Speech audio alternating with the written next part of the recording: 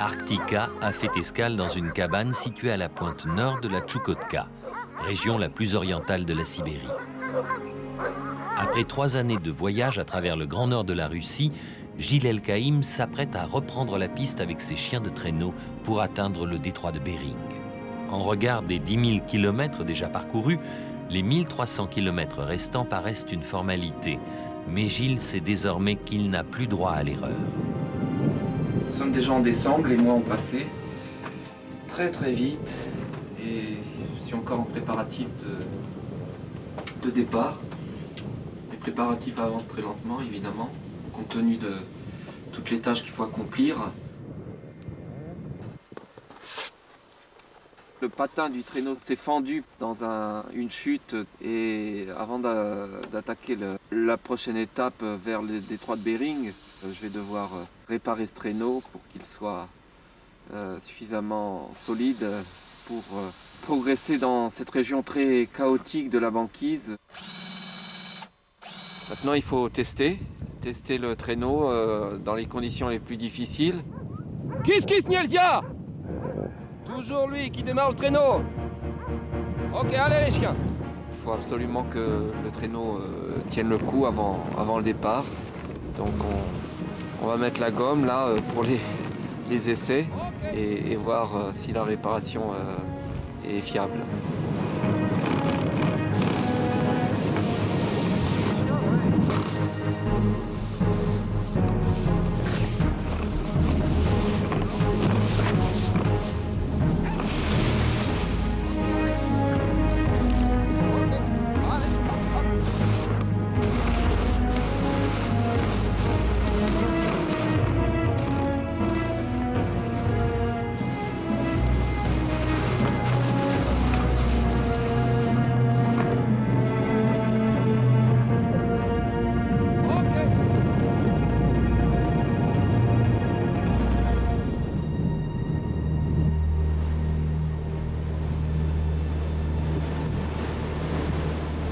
Neuf mois de vie de Robinson auront permis à Gilles de s'immiscer encore plus intimement dans son environnement. Mais le mythique détroit de Bering agit comme un aimant. Il faut partir.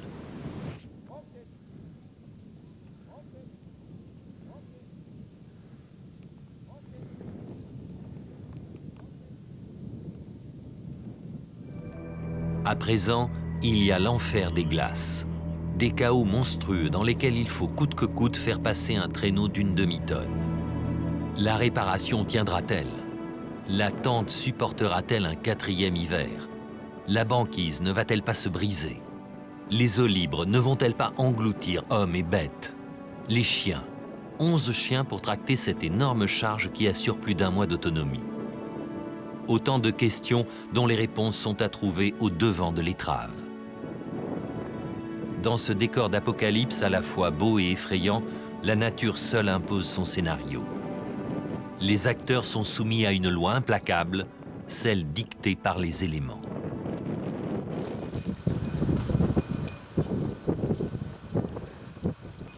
Cette solitude partagée avec les chiens est un privilège.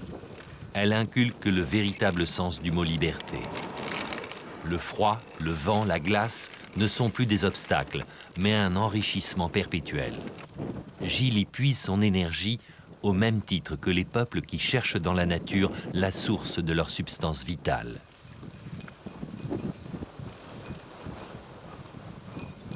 Allez les chiens, hop! Allez hop! Allez hop, hop, hop!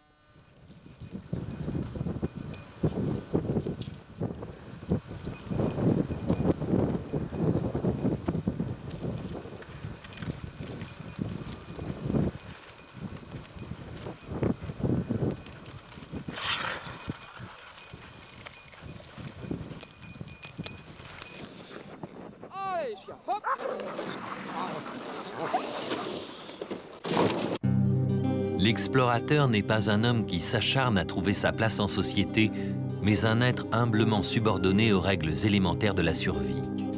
Comme un funambule sur sa corde, le moindre faux pas peut lui être fatal. Le prix de l'existence n'en est que mieux apprécié. La vie n'en est que plus intense et limpide.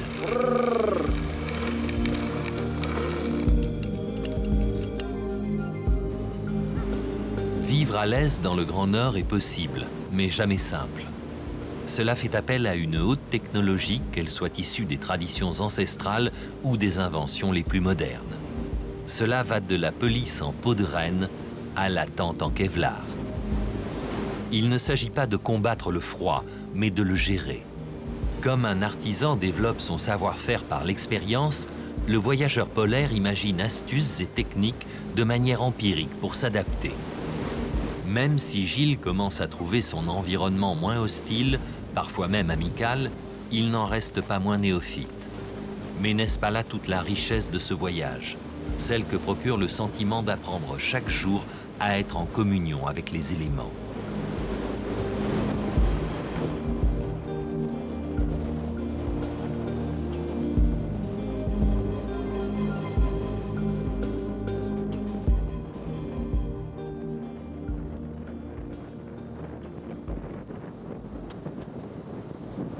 Incha est une petite chienne de 3 mois. Adoptée par Gilles, elle devient l'unique femelle d'une meute constituée d'individus issus de chacune des régions administratives du Grand Nord de la Russie. C'est la dernière étape vers le détroit de Bering. Je vais passer par les montagnes, plusieurs cols sur le parcours. La mer est ouverte à certains endroits et très très chaotique. Beaucoup d'ours qui migrent en ce moment.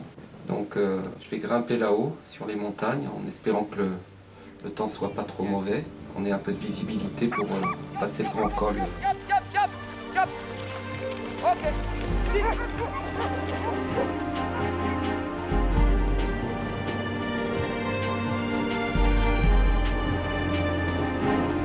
Allez les chiens.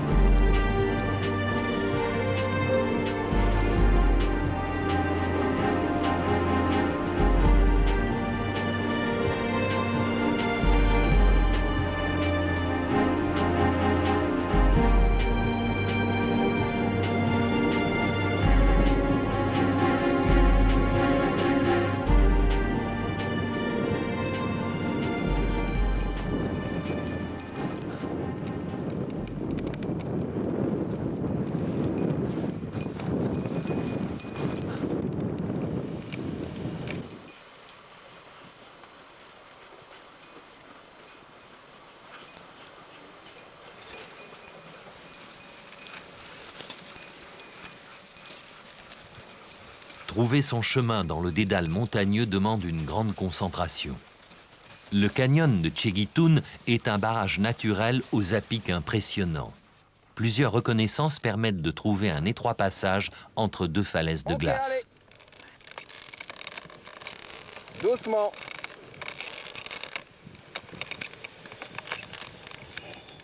J. Ok. Doucement. J.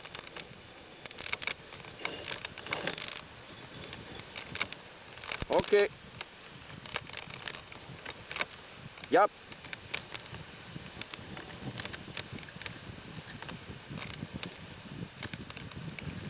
Ok.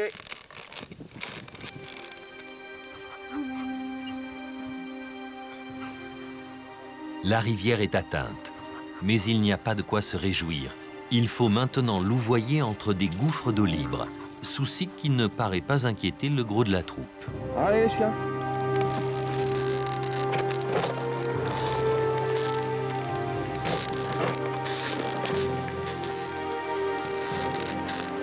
Si. Si.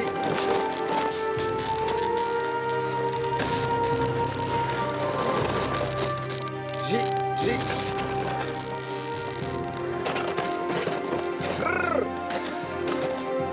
Cet empoté de Kula vient de coincer son licou sur un glaçon. Le mousqueton en bronze s'est brisé, démonstration de la puissance que développent les chiens d'Arctica sur le parcours.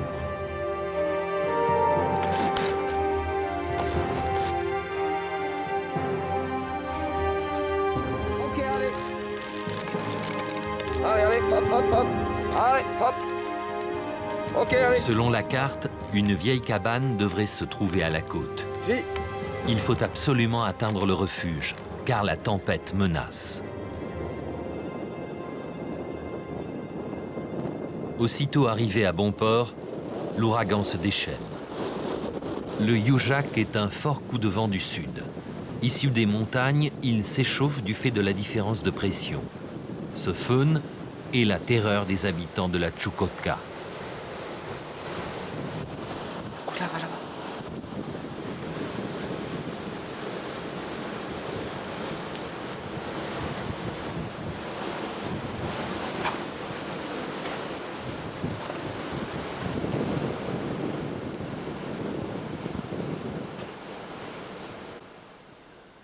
Le Yujak a duré 3 jours. Le vent a cessé, mais les températures positives ne permettent pas encore de reprendre la route. Il faut attendre patiemment le gel qui ne saurait tarder en ce mois de mars. La marche difficile dans les montagnes et le mauvais temps ont bien ralenti la progression. Les forces de chacun déclinent. Les vivres sont presque épuisés. Bientôt, il faudra marcher le ventre creux.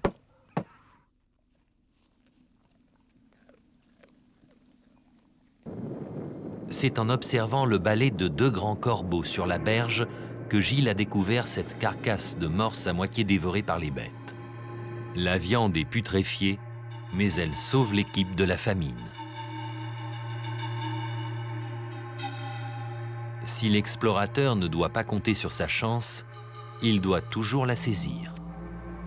Viande avariée ou pas, il faut s'alimenter. Le morse fermenté, très riche en calories, est d'ailleurs le mets favori des Tchoukts de la côte. La tempête a brisé la banquise.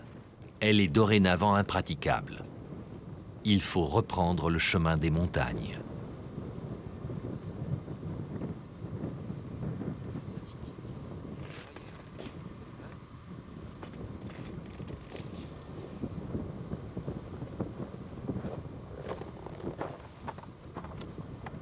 Une série de cols garde les portes du détroit de Bering. Ce passage sera l'ultime épreuve de cette expédition à travers l'Arctique eurasien. La fin du voyage paraît plus hasardeuse que jamais. Ah, les chiens. Ok. La Tchoukotka est la région la plus tempétueuse de Sibérie. La sensation de froid est décuplée par le facteur vent. Ces conditions n'autorisent aucun répit sur la piste. Les moments de plus grand confort sont encore ceux vécus durant la marche.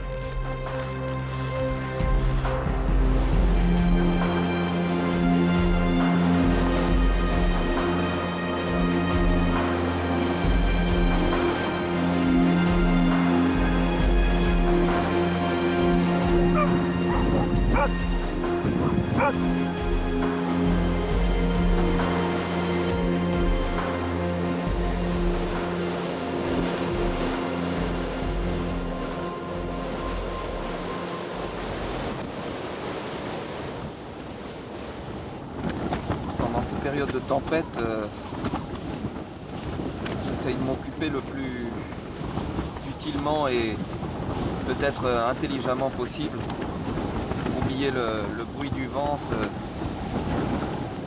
sifflement dans les haubans qui me tape sur les nerfs depuis 2 mois là, que je traverse la Tchoukotka.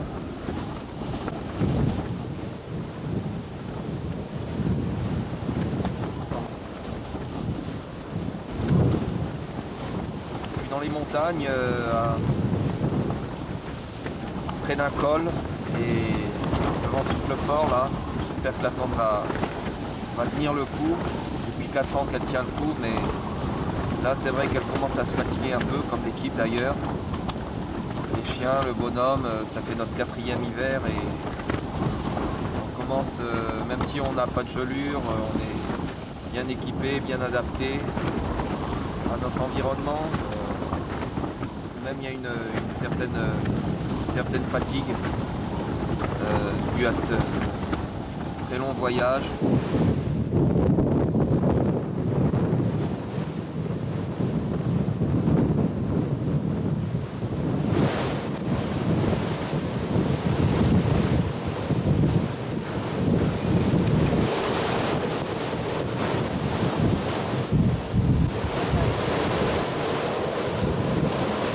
je suis seulement à 100 km de l'arrivée et je subis, je l'espère, ma dernière tempête.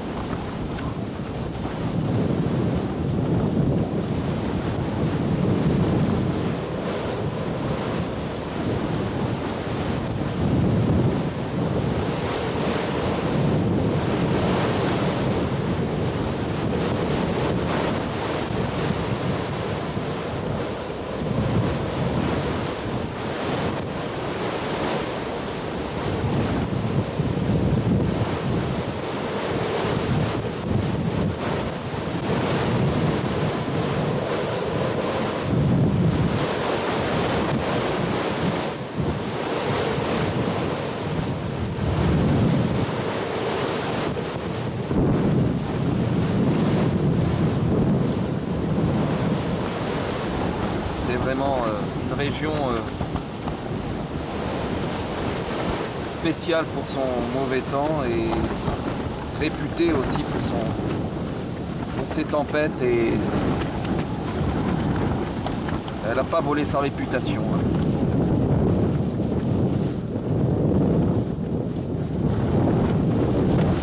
Hier encore, on a fait un saut dans un ravin d'une quinzaine de mètres, on a eu beaucoup de chance de s'en sortir. Soudain le vide m'a happé, les chiens, le traîneau ont suivi. Ça a été la culbute totale. Je réalise pas encore. L'arrivée est toute proche. Il faut dire que les éléments sont tels que on est dans l'aventure à 100%.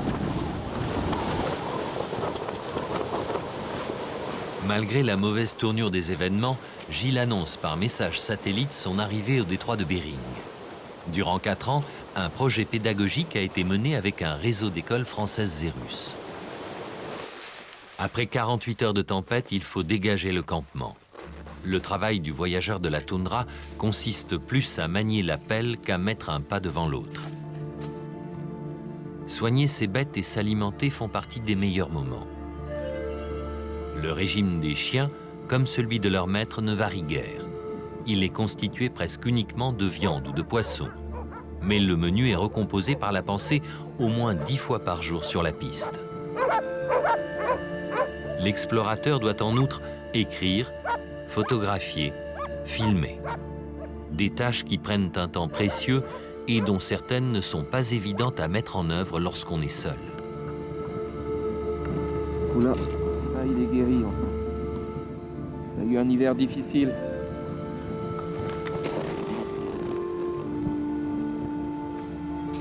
Oula, c'est une force de la nature, mais il a la santé fragile.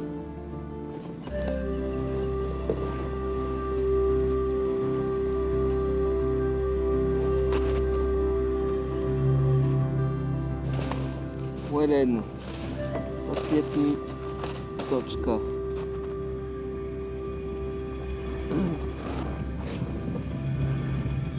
Sa boussole sur le 85 et trouver sa route par là, Wallen.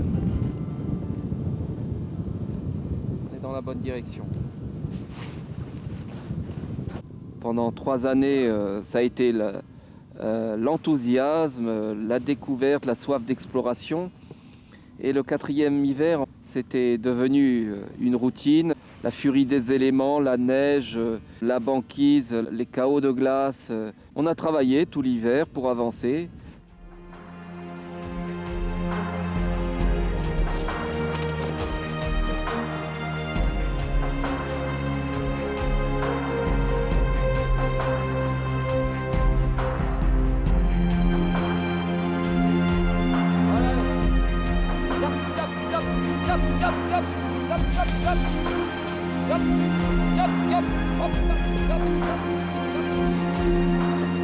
Et voilà, on arrive à petits pas au bout de la terre, au bout de cette expédition.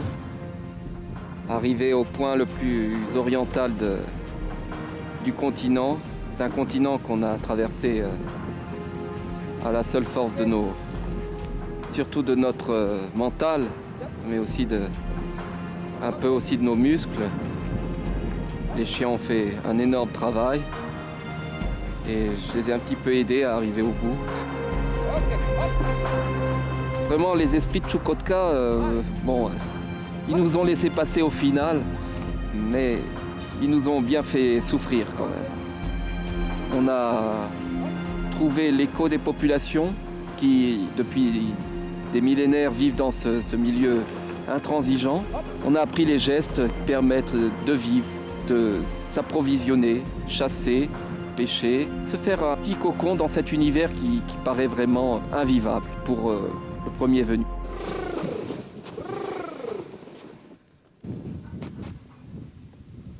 Depuis 4 ans qu'on en rêve, qu'on y pense, qu'on n'y croit même pas. En fait, c'est le Finistère. Hein. Moi, j'arrive du Finistère de la Bretagne et je tombe sur le Finistère de la Sibérie. C'est un petit peu ça, en fait. Et au-delà de ce cap, le cap Diejnev, c'est le détroit de Bering. Au-delà, l'Alaska, à 80 km à vol d'oiseau. J'avoue que sur les 4 hivers passés sur le chemin, le dernier hiver à travers la Chukotka a été quand même le plus difficile. Non pas par la distance, mais par les difficultés, par la météo. Les éléments se sont vraiment déchaînés contre nous et jusqu'au dernier moment, je n'y croyais pas. Je ne me voyais plus arriver.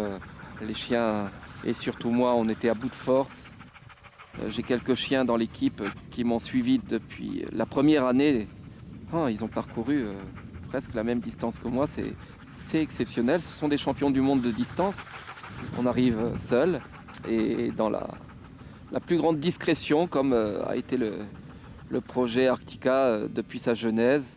C'est peut-être ça l'aventure.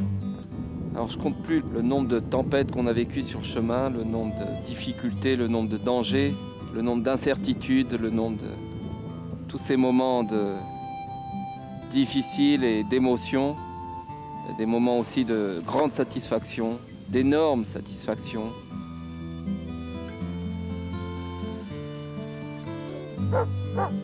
Depuis 4 ans, je transporte ce petit flacon, c'est du cognac. Il en reste une moitié. Alors on va trinquer. Incha dit pas non. Hein. C'est une toute petite équipe, c'est une expédition très discrète. On n'a pas dérangé les populations. Il y avait cette éthique, l'esprit de l'exploration. Jamais je n'ai vécu cette expérience aussi intime avec les chiens. Et jamais je n'ai eu de chiens qui ont travaillé aussi bien. Ils ont travaillé par amour de leur maître et je pense aussi par passion de l'exploration, par passion du voyage. C'était un combat. On en sort victorieux, on arrive à Wellen, mais on est vraiment très très fatigué. On a parcouru près de 12 000 km et un petit bonhomme comme moi à pied, avec l'aide de ses chiens, on est quand même très très très vulnérable. On se rend compte que la moindre erreur ne pardonne pas. Et petit à petit, on a acquis cette expérience des peuples du Nord. On se sent vraiment très petit dans cet univers.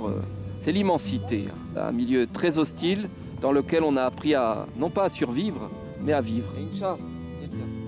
C'est une grande émotion tout de même d'arriver et de se dire, voilà, ce à quoi personne ne croyait, et peut-être même pas moi, lorsque j'ai lancé ce projet, et voilà, on l'a réalisé.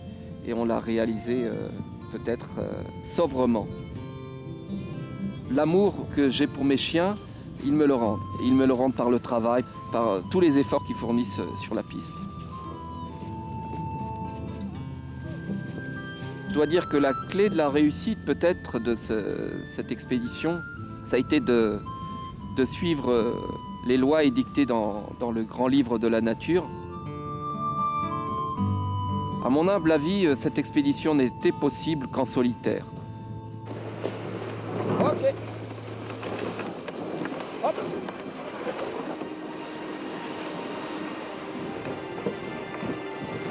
Ok, hop.